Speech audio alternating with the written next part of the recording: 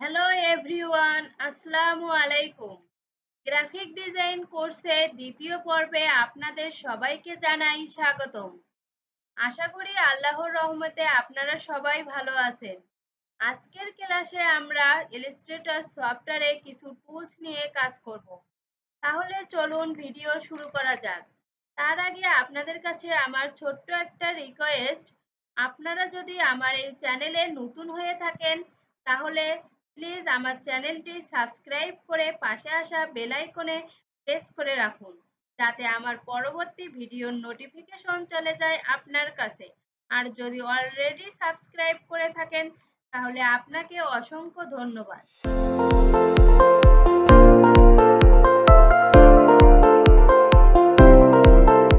সর্বপ্রথম আমরা যেখানে ডিজাইন করব, যেটাকে প্রিন্টে পাঠাবো, এটাকে আমরা আপডেট করব, সেটার নাম হচ্ছে আর্টবোর্ড। সর্বপ্রথম আমাদের এই আর্টবোর্ডটা নিয়ে আসার জন্য মেনু বারের ফাইল থেকে নিউ অপশনে অথবা কন্ট্রোল+N প্রেস করলে এইরকম একটা উইন্ডো চলে আসবে আপনাদের সামনে। আসার পরে আপনারা এখান থেকেও সাজাইতে পারেন অথবা মোর সেটিং এ ক্লিক করে এখানে আসতে পারেন। এখানে আসার পরে এখানে আপনারা নাম দেখতেছেন, নেম। তো আমরা এখানে নেমে লিখি ক্লাস 2।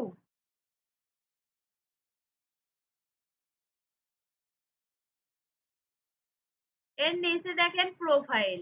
প্রোফাইল বলতে এখানে এখানে ড্রপ ডাউনে ক্লিক করলে আপনারা দেখতে পারবেন কাস্টম একটা প্রোফাইল, প্রিন্ট একটা প্রোফাইল, ওয়েব একটা প্রোফাইল। তো আমরা সর্বপ্রথম এখানে প্রিন্টটাই সিলেক্ট করব, কারণ ইলাস্ট্রেটর বেশিরভাগ প্রিন্ট মিডিয়া নিয়ে কাজ করে। তো আমরা প্রিন্টটাই সিলেক্ট করব সাধারণত। এখানে নাম্বার অফ আর্টবোর্ড, এখানে আর্টবোর্ডের সংখ্যা দেওয়া আছে 1। আমরা একের অধিকও আর্টবোর্ড লাগতে পারে আমাদের ডিজাইনে। আপনারা মনে করতে পারেন একের অধিক আর্টবোর্ড নিয়ে কি করব। আসলে বিজনেস কার্ডে কিন্তু 2টা আর্টবোর্ড থাকে, যেমন 2টা পার্ট থাকে। তো সেক্ষেত্রে কিন্তু আমাদের 2টা আর্টবোর্ড নিতে হবে। আমরা মূলত 2টা আর্টবোর্ডেই নেই, আপাতত আপনাদেরকে বোঝানোর জন্য। আর স্পেসিংটা হচ্ছে আর্টবোর্ডের মাঝখানে যে স্পেসটা আছে, এটা হচ্ছে স্পেসিং।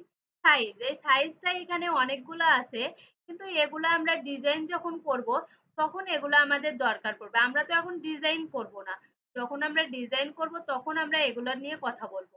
আর হচ্ছে মিলিমিটারস, এটা আমরা সাধারণত ইঞ্চিতে করে দিলাম। তারপরে এখানে দেখেন অ্যাডভান্স নামে একটা অপশন আছে, এটা সাধারণত এইরকম ভাবে থাকবে, কিন্তু আপনারা এখানে ড্রপ ডাউনে ক্লিক করলে দেখতে পারবেন কালার মোড। কালার মোড দেয়া আছে CMYK, কারণ আমরা কিন্তু আমরা প্রিন্ট মিডিয়া নিয়ে যখন কাজ করব তখন CMYK কালার মোডটা রাখবো।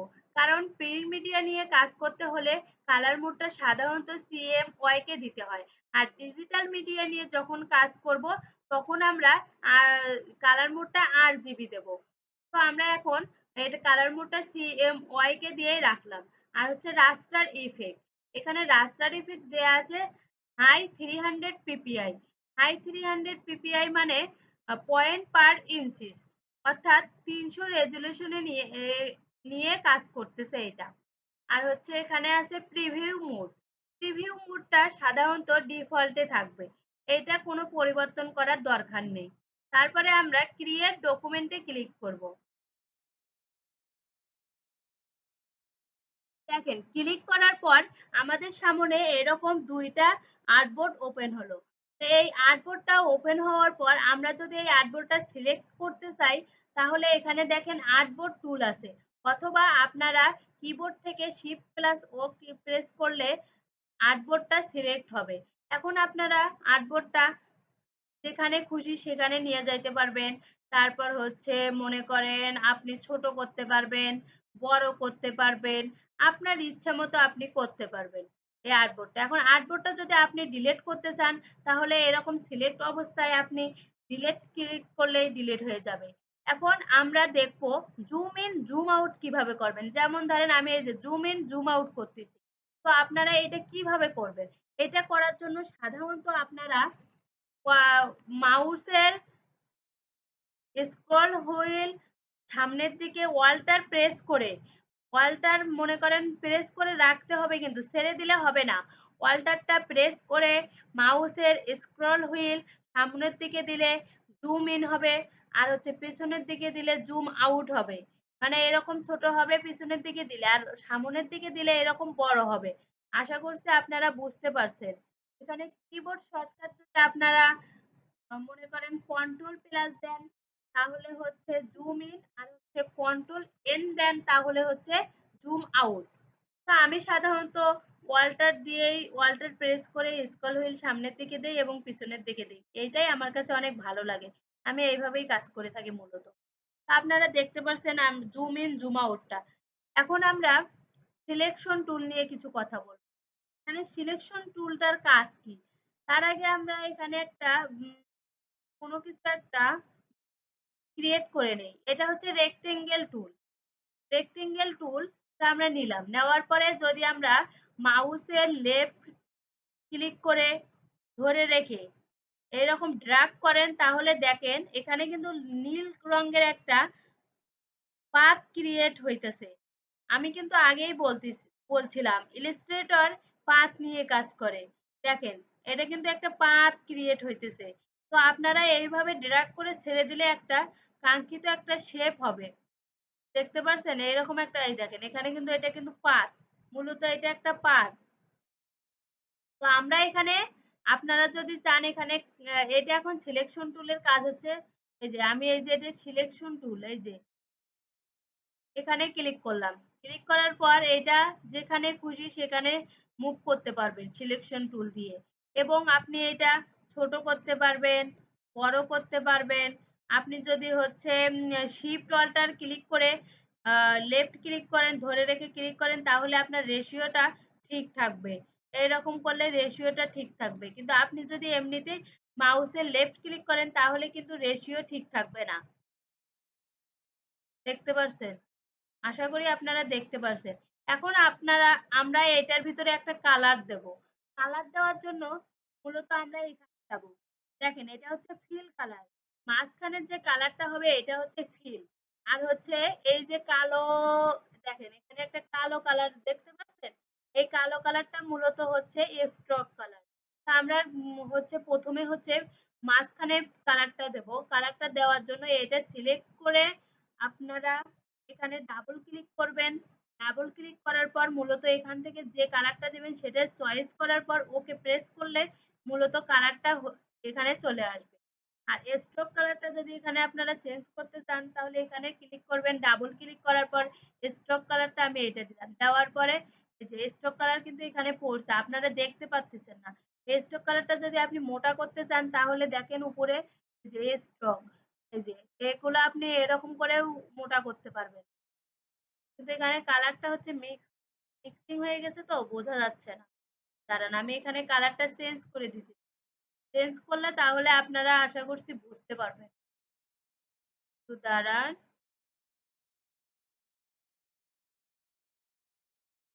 দেখেন কালো কালার দিলাম, দেওয়ার পরে দেখেন এটা কিন্তু এই দেখেন স্টোক কালার দেখছেন কিভাবে মোটা হয়ে গেল। এই কালারটাই এখানে আপনি এই যে চিকন করতে পারবেন, মোটা করতে পারবেন, আপনার ইচ্ছা মতো করতে পারবেন। এটা হচ্ছে অর্থাৎ বাইরের কালারটা হচ্ছে স্ট্রক কালার আর ভিতরের কালারটা হচ্ছে ফিল কালার। আশা করছি আপনারা এইটুকু পর্যন্ত বুঝতে পারছেন। তো আপনারা আরেকটা আপনাদের শেখাই। এটা ধরেন আপনারা এটা আপনাদের দুইটা লাগবে, এটা আপনি কপি করবেন। তো এখন আপনারা এটা কিভাবে কপি করবেন? আপনারা যদি কিবোর্ড থেকে অল্টার প্রেস করে মাউসের লেফট ক্লিক করে এইভাবে ড্রাগ করেন, ছেড়ে দেন তাহলে আপনার এটা ডাবল হয়ে যাবে, অর্থাৎ কপি হবে। দেখতে পাচ্ছেন এটা আমি কিন্তু কপি করলাম, একটা থেকে আরেকটা করলাম।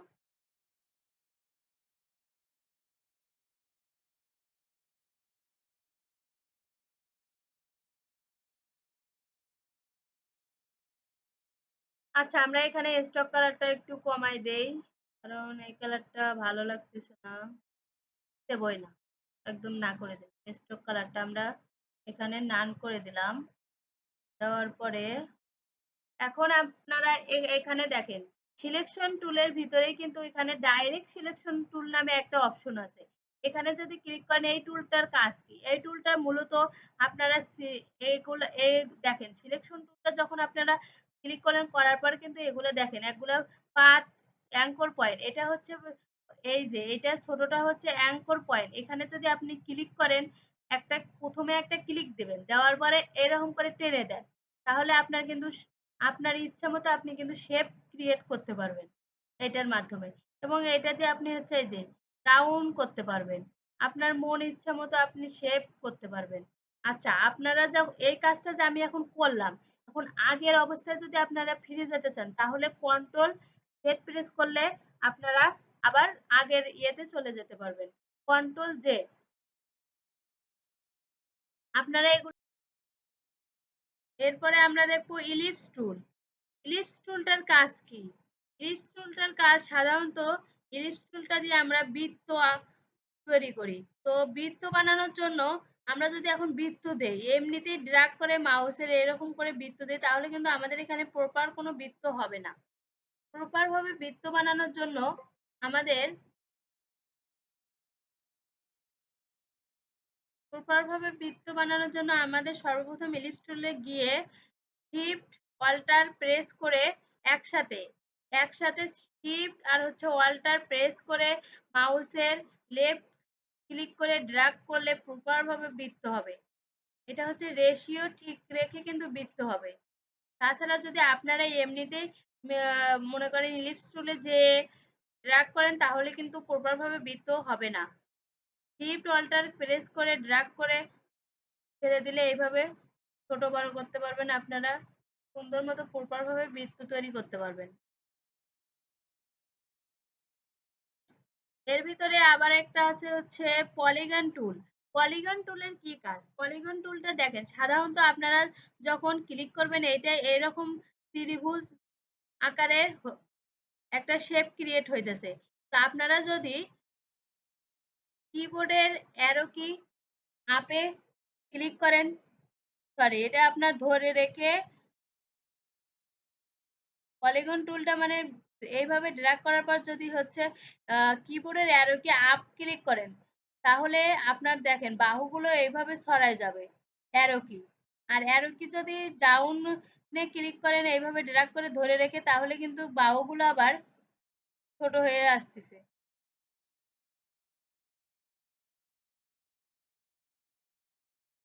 আশা করছি আপনারা বুঝতে পারছেন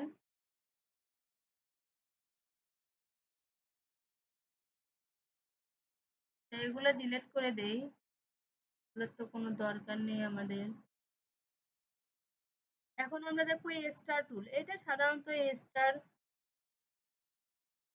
এখানে স্টার গুলো স্টারের ভিতরে কিন্তু আপনারা যদি মনে করেন এই যে লেফট ধরে রেখে আপনারা মাউসের লেফট ক্লিক করে ধরে রেখে যদি অ্যারো কি আপে ক্লিক করেন তাহলে কিন্তু এই স্টারের বাহুগুলো কিন্তু ছড়ায় যাচ্ছে দেখেন আর যদি ডাউনে ক্লিক করেন তাহলে কিন্তু বাহুগুলো অনেক ইয়ে হয়ে আসতেছে ছোট হয়ে আসতেছে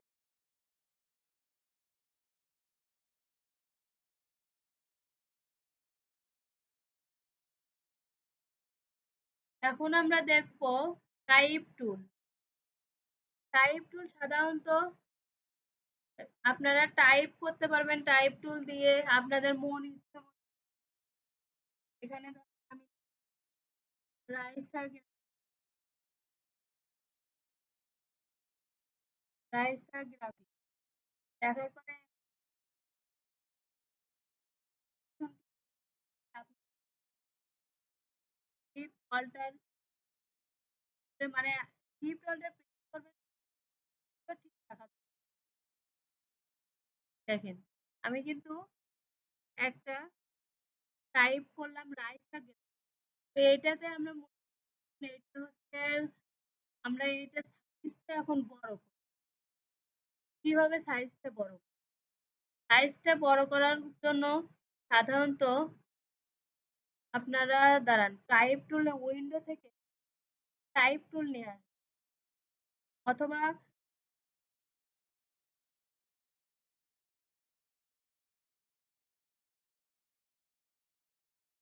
কিবোর্ড থেকে কি প্রেস করলে টাইপ টুল চলে আসবে। টাইপ টুল চলে আসলে করবেন